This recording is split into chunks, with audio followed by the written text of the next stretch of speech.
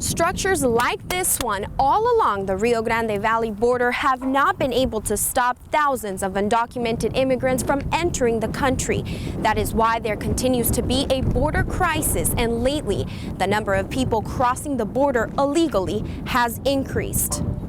The Border Patrol Rio Grande Valley sector agents watch over approximately 17,000 square miles of territory, looking for individuals that cross our border illegally.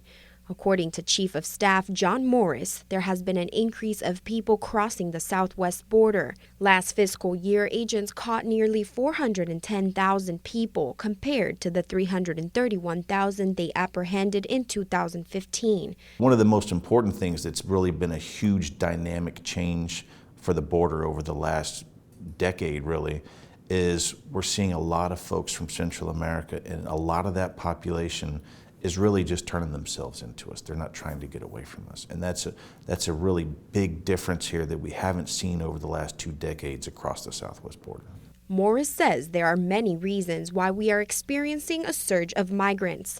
While many are seeking protection due to the violence in their countries, there is reason to believe this presidential election may also be to blame. People don't really know what's going to happen, so a lot of times, if you look back at the data over decades, there's always some kind of push coming up to an election because people don't know, will we get more liberal with our policies? Will we try to clamp down on the border a little bit more? So they want to try to get here, before that decision is made. Making it to this side of the world is not an easy journey. This mother from Guatemala and her 2 children have been traveling for over 3 weeks while facing life-threatening challenges along the way.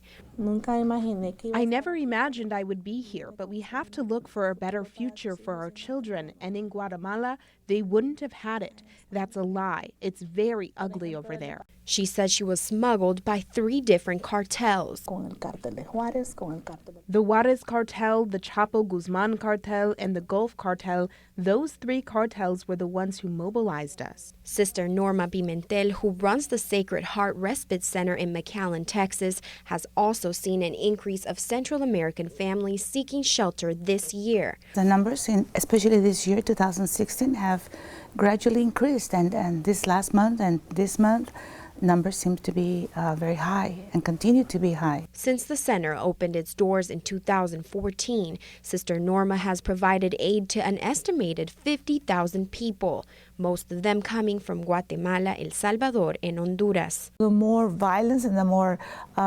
disruption there is in those countries, the more we see from that particular country. Despite the recent increase of undocumented people in the United States, Morris emphasizes the Border Patrol will continue their efforts to ensure the safety of its citizens.